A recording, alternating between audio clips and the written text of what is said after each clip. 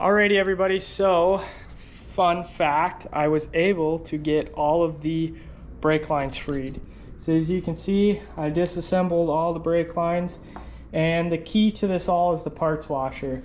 So you let these things sit in the parts washer disassembled for about 45 minutes with ultrasonic cleaner, keep in mind. So as it's vibrating, what I do is I let it sit for a little while, and then I take basically wire. I have baling twine as well to get to the long pieces here. But I take this wire and I basically just jam it down the port here, and to get it to free up. That's about really the only way you're going to be able to do it. So luckily the brakes are all free. The calipers themselves, it's just the lines are all clogged, which is to be expected with rust. So we're going to go ahead and get everything reassembled on the bike, and we should have some working front brakes.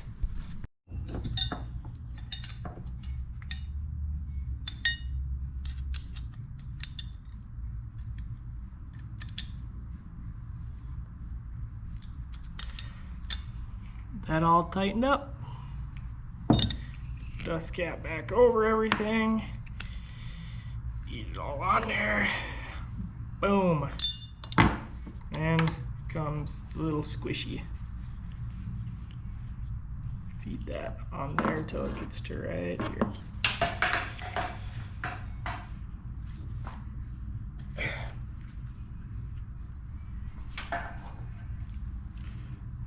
Voila, you got an assembled brake line. So I got the brakes all on here, all the lines on, and I realized that the brake did not want to bleed. So after further examination, you can see all the crud inside and underneath the glass that, or the cup, I guess, that holds the brake fluid in. So got to get that cleaned out, and hopefully she'll hold its prime. Struggling over a little bit trying to dial in these brakes, and realizing I am having an issue with the master cylinder.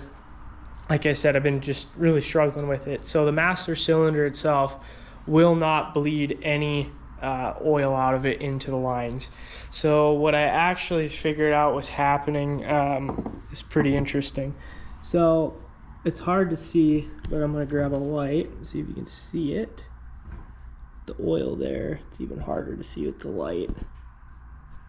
Maybe you have to see it without the light, but you can see, I'm going to take a little pin here, that hole right there, you can see, try and shine the light, there is a tiny little port in here, and that port has to be open, because what that does is it backfeeds air through there in the cylinder here and the line, but it allows you to be able to bleed the fluid actually out. So this was plugged completely solid. I actually had to take essentially a little wire and move it through.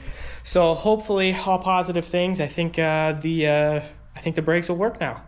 Let's hope. Righty everybody, so today we're gonna go ahead and start cleaning up the bike.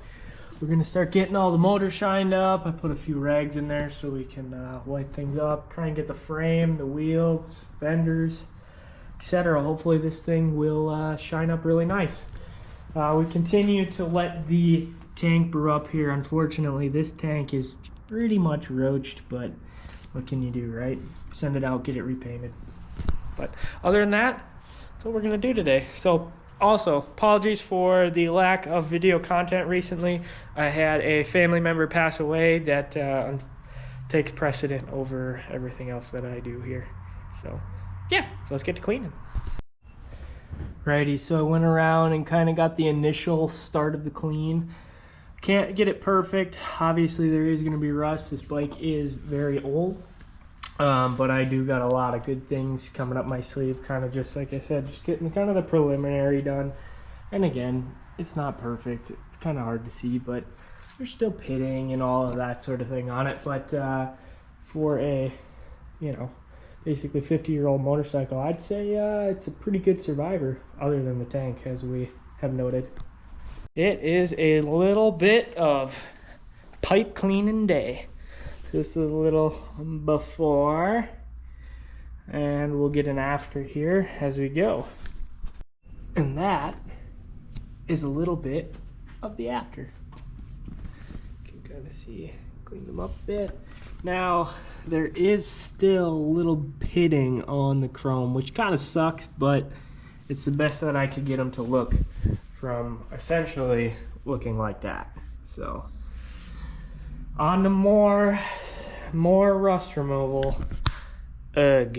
So I'll kind of show you what I'm doing. What I found works the best for this pitting is actually to take aluminum foil and vinegar. So you put the vinegar on here and then you just scrub it with the aluminum foil. The aluminum foil won't scratch anything, and believe it or not, it actually does a really good job taking off all this pitting and rust, and makes it actually look pretty nice. So I'm gonna go ahead and kind of just do this whole pipe. It will take me probably an hour and a half to do. So I'm not gonna make you guys sit there and watch me scrub this. So you can see here, just after a little bit of scrubbing, a lot of that rust is coming out, right? As compared to that, kind of see that. So it actually does a pretty good job, but it does take some time. Pipes are back on here, kind of shined up as best I could. This one really didn't turn out that well, unfortunately, but that's what happens when you get a bunch of pitting, rust pitting. So about as nice as it'll look. So let's get this bad boy started up and running. Hey guys, so this will be the first time that I've ever ridden this thing ever. So I'm gonna put a little chesty on and let's go. In our pocket, got my fancy old drop tank we're just gonna have to hang on to. And let's see how this thing works.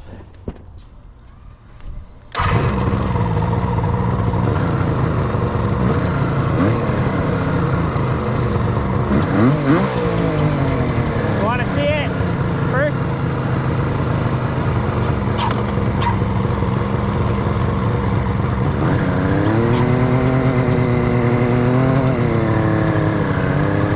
Let's see if it runs.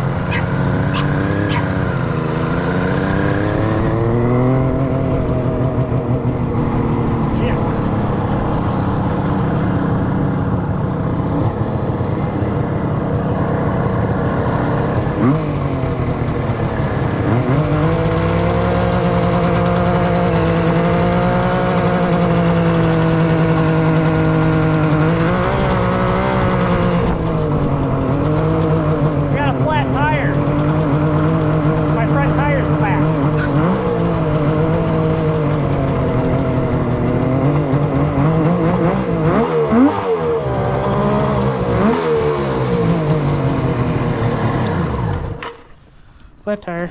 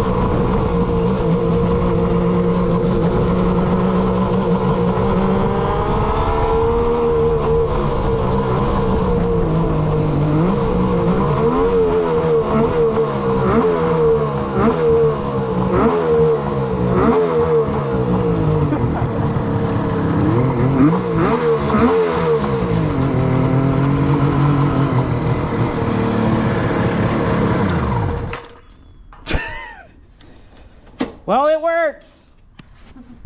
Well, boys and girls, that's a wrap. I know one thing, this GT750 ain't slow and she's a ripper. So next thing we gotta do is get the gas tank on and she is ready to go.